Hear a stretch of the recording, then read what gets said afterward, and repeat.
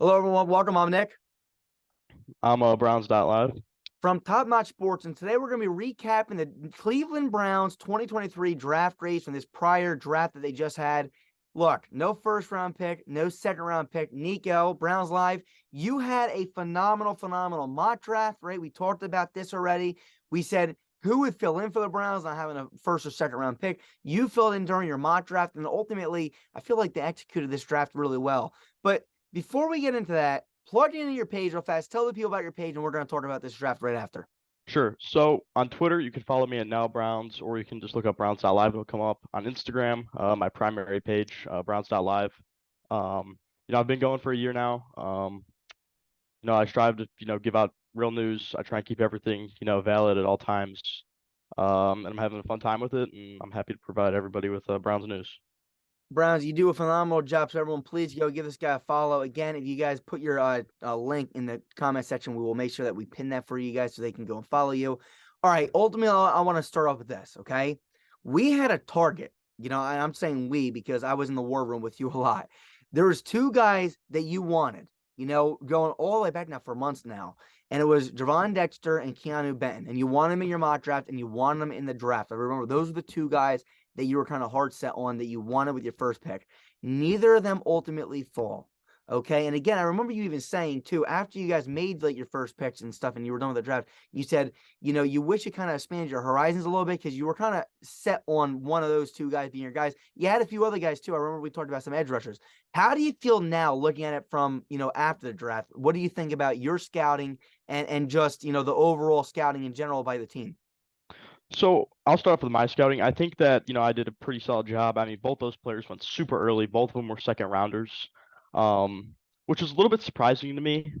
I thought definitely one of them, Dexter in particular, would have fell to us. Good for him. I'm glad he got taken early. I think he's a good prospect, big dude. If he gets some good coaching, I think he could be really good. With the team scouting, I thought they did a phenomenal job with, the whole draft, and especially I'll go with Siaki Ika since he was the D tackle. Personally, I wasn't a fan of Ika because I didn't really watch him. I kind of just, I will say a little predetermined it. I'm like, yeah, that dude's not going to be very good. But after us drafting him, listening to Jim Schwartz kind of talk to him, I feel like the team probably did, a lot of homework on him, and they thought, overall that they brought in some really nice players. And I feel about that, now after reviewing it a little more and going through everything, I think the team did a great job. For sure. And like I said, let me ask you this too, because again, you're gonna be in the war room next year, for this team.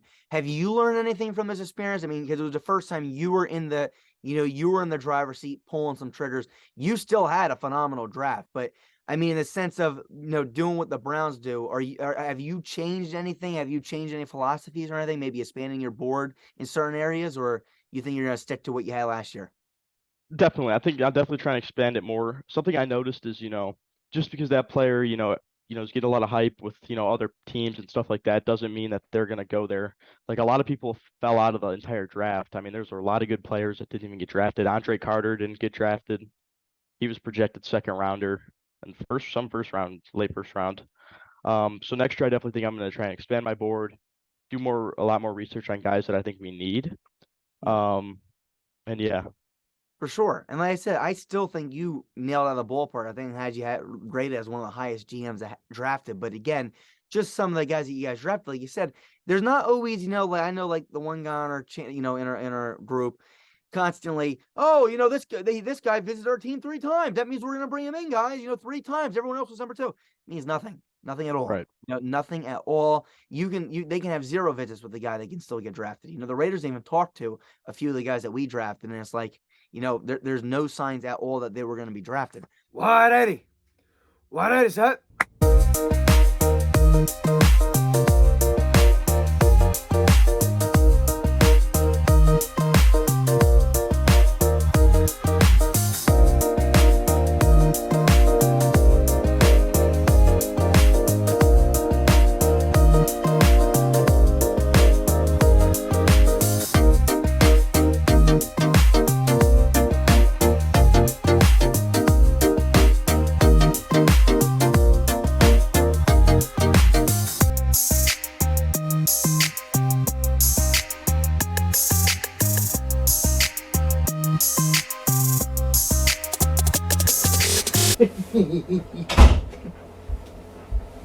Ultimately, let's talk about your picks now. So, we got all that out of the way.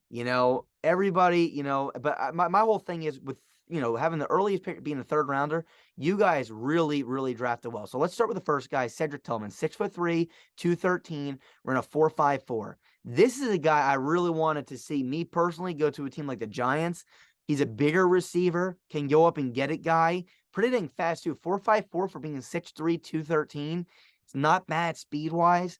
A physical receiver, and I truly believe this guy can be a 1A. When we talk about like the Jordan Addisons, the Jalen Hyatts, those guys, they're going to be really good 1Bs to 2s. Cedric Tillman, I'm not saying he's going to be a 1A, but he has the physicality. He has the speed. He has the size to be a 1A. What do you think about this pick? Because real fast, before we even get into that, Amari Cooper, I'm very familiar with Cooper. I'm also very familiar with Donovan Peoples-Jones, who I had ranked, higher than Chase Claypool coming out of that year's draft class. I believe I had him ranked as my 7th or 8th ranked wide receiver that year. Cedric Tillman this year was my 8th or 9th. So, these guys are right around that same area.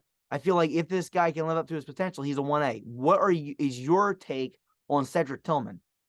Yeah, I think Cedric Tillman is going to be a huge piece of this offense. I think, we took him I think it was a pretty unsurprising pick. I mean, most of us Browns fans are like, oh, okay, lock it in, defensive tackle here.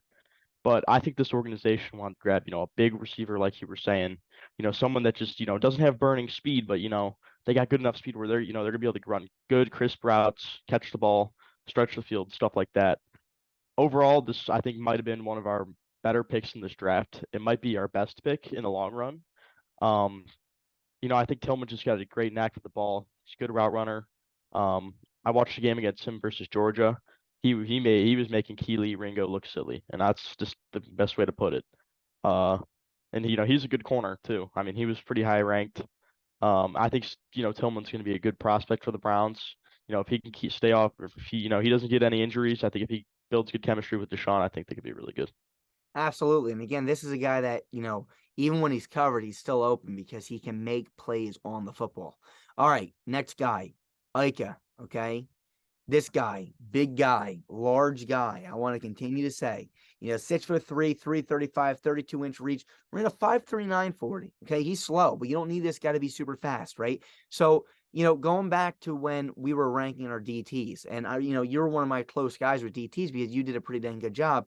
We kept going after guys like Dexter and Benton. And here's another thing too. This credits us, Like you said before, you didn't think that Dexter would fall, go as early as the second round. Benton would go out in the second. You understand, Nico? We did a phenomenal job. Scout, like when we say these guys are good, right? And we're making Right. all these reasons for why that would be a great pick in the third round. You understand? They were my third or fourth ranked, D tackles. They were really good. Some people had Right. before them and stuff. They deserved to go in this because right after you got Carter and Brisset and Mozzie Smith, I honestly feel like, the next group of guys, Benton and Dexter, could be in conversation for being as good as that first three. Right. So, and they also had the ability to get to the quarterback. Now, Ike doesn't do that as much. He's more of a prototypical defensive tackle that's going to get really good interior push, make it hard on the quarterback. Because if I'm the quarterback here, right, and I drop back and I'm looking forward to throw, and they're pushing the offensive lineman into my face, that's going to make the quarterback's job tough. This is a guy that's probably not going to get anywhere, at the very most, I see him getting 5 sacks a season, maybe five Right. and a half. You're lucky. But hell, he's going to make an impact in the pass game because of how strong he is. And not only that, just look at the guy. He's going to fill up 2 to 3 holes, man. He's going to do a good job stopping the run. And that's All what day. we need a defensive tackle to do. So let me ask you, what do you think about a move like this? I think Ika was a very underrated pick by this. Jim Schwartz loves the dude. He's a huge dude. I mean, he said sometimes in college he was fluctuating between 335 and 350. That's massive. Okay. You don't even have that many guys in the offensive linemen that are anywhere near that. Okay. See, most people see him as a, big time run defender. I think he could do both. I watched some clips on him. I didn't really watch his tape. I kind of just watched highlights, that were on YouTube and stuff like that since it was pretty late. But, he just kind of just is super strong. Like, I mean, he's always pushing offensive linemen back, creating pressure. He's not a guy that I could see, chasing the QB out the pocket and making a rundown tackle anywhere. but he's just a stout guy in the middle of the field that can, draw a double team, great on the goal line, just good for certain, areas in the game. Um, Overall, just a really great player. Like I said, he's super strong, and he moves well for a big guy. I mean, his testing wasn't great at the combine, I will say, but he plays faster on game than he does outside of game, which is a great thing that he's playing fast in game. That's what the Browns need. We needed good high motor defensive tackle that can get to the QB and make some plays. Absolutely. And again, this is a guy, like I said, I keep on saying in my notes. So one thing I love about him is, and I'm going to keep on stressing this one more time. I love his fight on the defensive line. This guy will, he's constantly taking on double teams, which is going to help out Myles Garrett on, the edge and just everybody on that entire defensive line. And the one part I love that I mentioned at the very end, his stats will never look great, but he's going to help make a difference on defenses. So this is a guy that may never get, his flowers. He may never get, his, oh, this guy is the best defensive tackle, top 5 in the league. But this guy is a reason why Myles Garrett's doing better. This is a reason why, Jeremiah Owusu-Koramoah can fill in those run lanes because this guy is taking up 2 gaps and taking on 2 offensive players. Love the pick. Great pick again. I gave that one an A-. So the Tillman pick, I gave a B. I didn't feel like it was the biggest need, but I love Tillman. Like I'm going to keep on saying, I think that Tillman could be a 1A receiver. So, that was that. This pick, I believe I went with an A-. You got the best defense tackle on the board, at the time, and he's a prototypical defensive tackle that's going to open up your entire off defense. So that's that, and you're going to help everyone else, get through. The next guy, 100%. okay, Dawand Jones, another heavy faller. My 3rd ranked offensive tackle.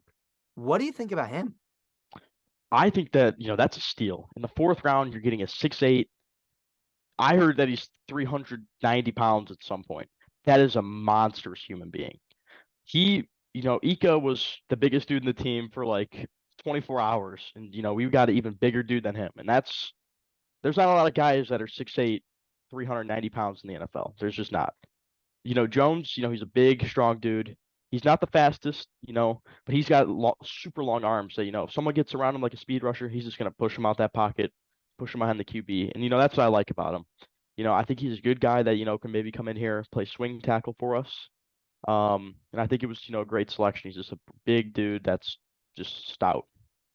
Yeah. Yeah. And again, I got him listed at the combine. He was 6'8", 374. But like you said, this guy can definitely get up to that 390 range. Now, again, I don't know if that's necessarily a good thing. Right. You go back and you look at Mekhi Becton. That was my main comparison for him is Mekhi Becton because Becton's a guy that, huge guy. I mean, again, coming out of college, Mekhi Becton, 6'7", 364.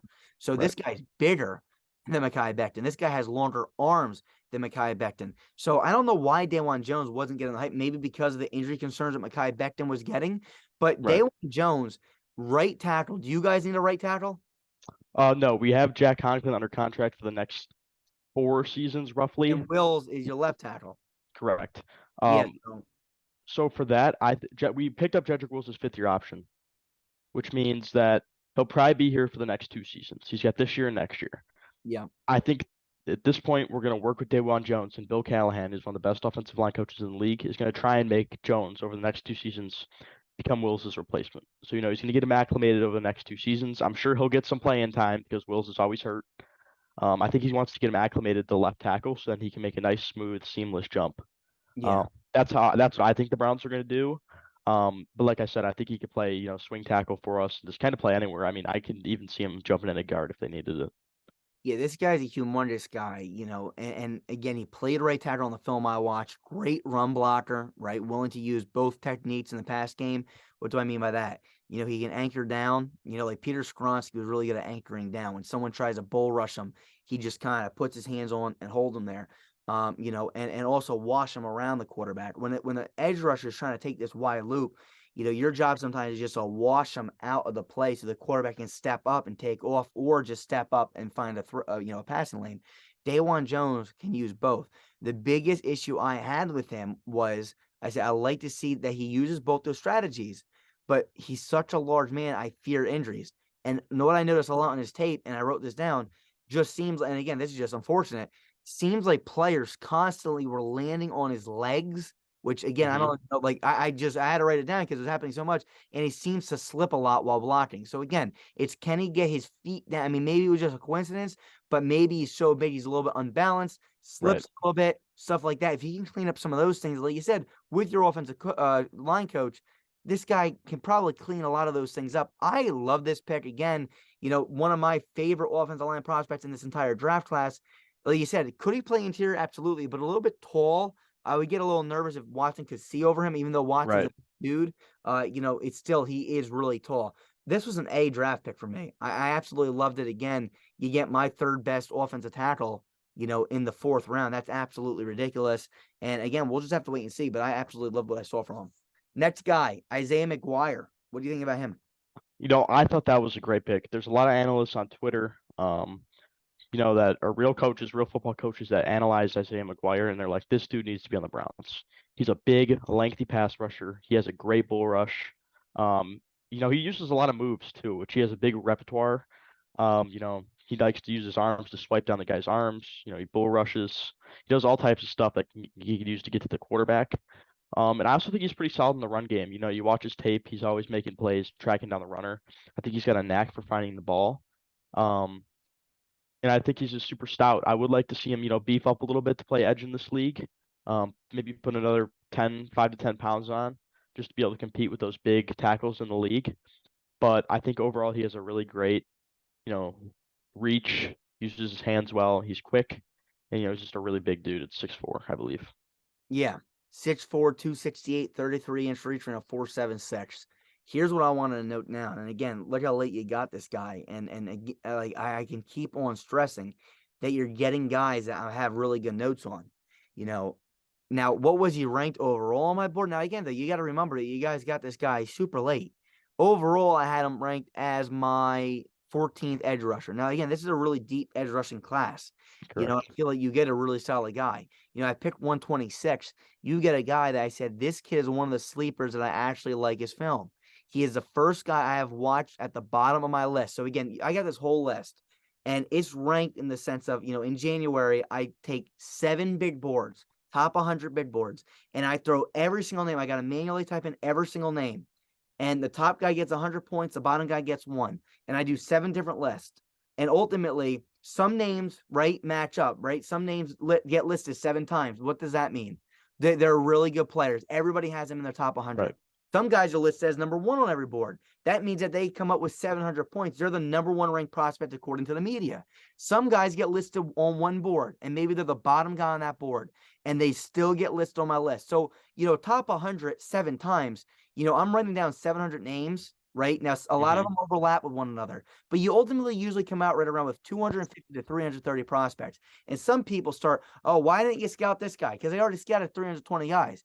10 of those guys, 20 of those guys didn't even declare, they decided to Right. go to college, but I watched them. You got another 20 or 30 of those guys that don't even get drafted, so you have 50 guys that are getting drafted in real life that I didn't get to watch. But this is a guy I watched. So again, he was at the bottom of my list, not watched, not listed by a lot of experts, oh, the big analyst. And I said at the bottom of my list, this is one of the first guys that is going to be considered a sleeper that I watched that I really liked, and he demonstrates different pass rush moves and abilities to actually get to the quarterback and make stops in the run game. So what the hell else can you ask for? I mean, he's a Right. guy, I'm searching, and I got guys ranked higher than him according to the media that aren't showing me, pass rushing moves and ways he get to the running back. But this guy, he shows me both. So, next thing you know, he starts to slowly slide up my board. And like I said, he made his way to 11, and Hmm. sorry, not 11, 14. And I had 27 edge rushers listed on my board this year. So really pretty dang good guy. You get him in the 4th round. My main thing about him, I said, is in his career is going to be coaching and opportunity. Are they going to coach him? Is he going to fit properly? And is he even going to be given an opportunity? But I feel like if he does, and all 3 of those are matched, he could be a really good player in the Right. National Football League. So what else about him? Anything else about him you want to mention? Not really. I mean, like I said earlier, I just think that, if he has good coaching, which I think our coaching has improved, I think he's going to benefit from the wide nine scheme that our Jim Schwartz runs, which is very successful for defensive linemen overall. And I think that, if we play to his strengths, he could be very good. For sure. And the next guy, I don't know much about. I know of him, Dorian Thompson-Robinson. Let me know what you think about him. I mean, again, we know that this guy's going to be the backup. God Right. forbid anything happens to Watson. But what do you got about Robinson? Yeah, this was kind of probably my least favorite pick of the draft. I thought could have probably got, another quarterback in with our sixth round pick. Um, I haven't really watched a lot of Dorian Thompson Robinson. I know he's pretty athletic. He's knows how to run. I find him very inconsistent in the passing game, though. I think he's very inaccurate. At the combine, he was missing a lot. And that's probably why he fell to the fifth round. Um, Not my favorite draft pick, and I'm just gonna leave it at that. I don't really know much about him, but Okay. yeah, we'll see. I mean, I think he probably won't make the 53-man roster, but I could see him on the practice squad. Again, this is all because of Brock Purdy's magical thing, and I Right, honestly, I'm starting to get tired of that too. Like, we had so many quarterbacks get drafted that are not. I mean, maybe they're going to be young backups for the rest of their career, which is fine. And I feel like that should have happened for years now. But man, everyone's trying to find the next Purdy, and I always say, you missed on the first one. Now everyone's trying to overcompensate on the next one, and they're overdrafting players that are never going to do anything. right, And I can't stand that because again, like everyone wants they missed on the first Josh Allen. I didn't. No, I didn't. It was my number one guy. I'm very happy about that. But you go right. back and everyone, Trey Lance is the next Josh Allen. No, he's not. Anthony Richardson's the next Josh Allen. A little bit closer, but no, he's not. Josh Right. Allen is probably my second favorite prospect I've ever watched behind Justin Herbert. Those two are neck and neck. I don't know which one I would put higher, but those were my two favorite prospects I've watched at the quarterback position. So now everyone wants to find the next Brock Purdy. Stop overdrafting because, again, we saw Trey Lance get overdrafted. Richardson, I kind of like that number 4 spot. I like that one, but Lance got way overdrafted. And a lot of players are getting overdrafted because they're the next so-and-so that they missed on. Don't overcompensate because you're trying to find the next one. You missed on the first one. There's probably not another one. Brock Purdy was special. I don't think all these guys are going to be special. And that's why a lot of these quarterbacks got drafted. Stetson Bennett, this dude, Aiden O'Connell, etc., etc. I can keep going on. Right. Let's go to the next pick. 7th rounder, Cameron Mitchell. What do you know about him? I like Cameron Mitchell. He was one of the best corners in the Big Ten. In recent memory, I don't know how I thought he would have went earlier. Um, and there were still a lot of good DBs on the board there. We took him over Travius Hodges Tomlinson, who I was a big fan of. Um, I think like Brown said, he's a good press man corner. He's going to get up in your face. He's going to play tough coverage. He's going to be on you the whole game. And that's what I like about him. I think we need, like more of a dog at that position, like Martin Emerson, Greg Newsome. They play with some intensity. And I think we got that with Mitchell. I think he has potential to be our starting slot corner at some point. I don't think it'll be this year immediately. But, if we get some injuries, which I feel like is bound to happen with everybody, everybody's going to get injuries at some point. I think, he's someone that can, play the outside or move inside. I think he is very valuable to this defense. And, the Browns have a lot of belief in him. So, All right, this next guy, I'm a huge fan of. And I'm looking, the only thing I could think of is why this guy might have fell. But again, I don't look at it as 31-inch arms. Luke Wypler. All right. This is a guy. Now, I'm going to go out there on a limb now because, again, like I said, this is where some things start to slide. And everyone's boards do this. So, again, I'm the only one that comes out and actually states whether or not I'm right or wrong. He was my number 1 ranked center, and he went in the 7th round. So, I got some red flags popping up. I think his film was great. I don't know his backstory. I looked at his measurements. 31-inch arms is not great, right? You want to see the guys around right. 32, 33. But I'll tell you something. I think that, I say he plays with great intelligence as he keeps his eyes up for blitzing linebackers. He's pretty good all around as a blocker. One thing he does exceptionally well is getting to the second level. With a little bit of work, I think he would be really good at the next level. You got one of the best offensive line coaches in the National Football League on the Browns. My thing with Luke Wypler is what made him fall, I don't know. Maybe it's his shorter arms. But like I said, I can go and sit here and knock my pick right up, down, everything. I'm telling you, his tape was good. Maybe he never gets an opportunity. Maybe this guy is a career backup. Maybe he fills in once or twice ever. But I'll tell you something. I really like what I saw. He is my number 1 ranked center. I could be wrong.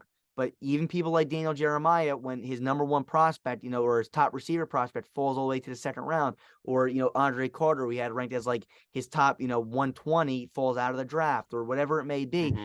This happens to every analyst. The difference between me and them is once the season's over, they don't put out the report of what their rankings were. It's very hard to find that stuff. I keep it there. I show everybody what I was right, where I was wrong. What's your take on Wypler? What do you think? Does he have a shot? Will he ever get an opportunity? Maybe not, but what's your opinion here on him? I love Luke Wypler. I think that was a steal in the 6th round. He was projected to go maybe first, second, third round.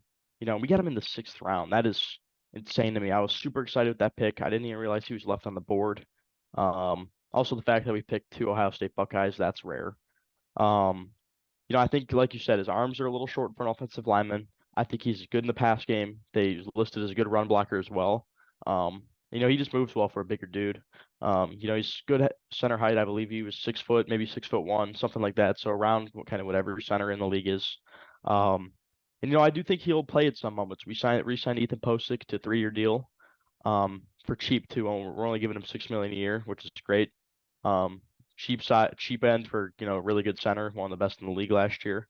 And like they said, I think Wypler can play center or guard, which is a benefit for us because we need more guys like that. So I do think injury wise, if someone gets hurt, I think he's a guy that can come in there and provide you a good stout play for however long someone's out. Really happy with that selection, and yeah. Yeah, and I agree to this one an A. I mean, I think I hope he gets an opportunity. I really maybe he sucks. I don't, but like I said, some of the guys I like get buried and they never get an opportunity. And I was like, oh, yeah, you're wrong. If they're given an opportunity, like I always say with every guy, that when you do the ranking, that's the most annoying part because I give you my analysis. Watch Hmm. that video, let me know what you think. But the ranking is the most annoying part because everyone holds you accountable, which they should.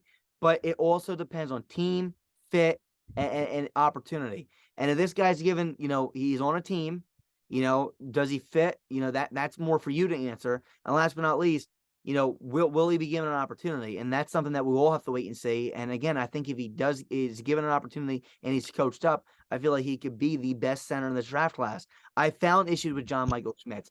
I found some issues with some of the other centers in this draft class.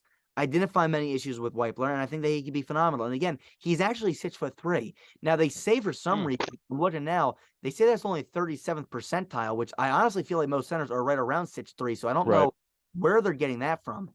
But they say his arm length is 11th percentile, which again, but it's we're talking inches here, like, and I know every inch matters in the NFL, but dude, I'm telling you, watch his tape. It's phenomenal, and I know you too because you played offensive line. And I played offensive line too when I was younger. This guy, I feel like has it all. Watch him. Let me know what you think. And again, like For you've sure. already watched clips of him, right? So you kind of know what you. Hmm. Yeah, like I said earlier, he's just good, you know prospect to get in the 6th round. He shouldn't even have fell, I don't think. My only concern with him is, there's not a lot of great offensive linemen from Ohio State, which kind of worries me a little bit. Like the last couple centers, like Billy Price, some of them hasn't panned out. So I hope that we maybe could flip the script here and, get a solid guy that, could be our starter at some point. Absolutely. All right. Now this is where I want to wrap this up. I think that you guys have a pretty dang good grade. I don't do overall grades, but I'll just throw one out there that sounds about right. So I'll let you start though. What do you think if you had to give an overall grade for the entire draft? What do you think? I'm giving him a B plus to an A minus. I think that's probably the best area for them to go. Um, I could see someone saying B, maybe B minus. But I feel like some of the national media doesn't give them, the credit just since I don't really think the national media likes the Browns a lot. Um, I'll give them solid B plus to an A minus though. I'm right around that same range, and I want to make sure that I make this clear. Just because I'm going A minus, that does not mean because everyone thinks, oh, they didn't have the best draft. Like, they didn't take, Joey Porter Jr. or they didn't take, I'm just throwing out random names that the media hyped up, these guys. Okay. Yeah. They didn't take the best guy on the national media board. They might have taken 3 backups in this draft class. I don't know. But I'll tell you something. The value they got where they were at and where they stuck to. I mean, they didn't move up and they didn't make any trades. They didn't trade up to the first round and give away all this capital to go get one superstar named guy. They Right. sat back. They drafted guys in the later rounds, and I feel like they hit on every pick for the best value at the picks they had. So did they get the big superstar names? No. Did they come out here with 2 or 3 superstars? No. Did they get the best value with where they were at? Yes.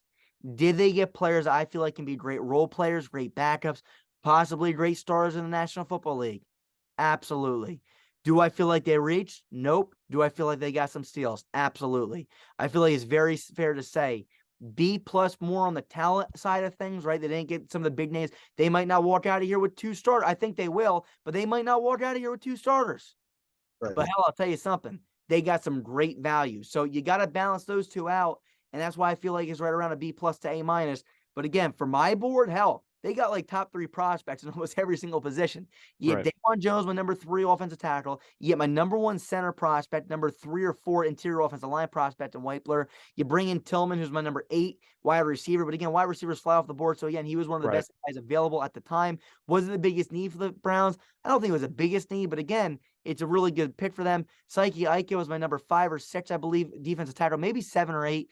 But again, it was best guy on the board, defensive tackle, Holclager, really good pick there. So we can keep going on and on and on about all the picks. Really good value for every single pick. Is there anything else that you want to add? No, sir. All right, listen. Go follow Browns.live. It is right on Instagram. Yes, sir. And Brown, what's the other one on Twitter? Now Browns. Now Browns on Twitter. Give this guy a follow. Be sure to leave a like and subscribe here.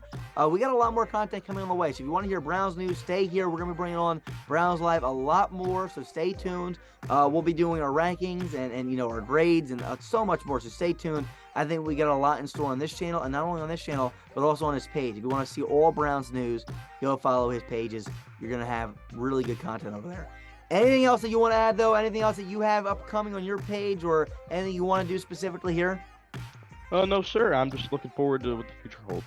All right. Sounds good. See you guys soon. Peace. We are Built Better.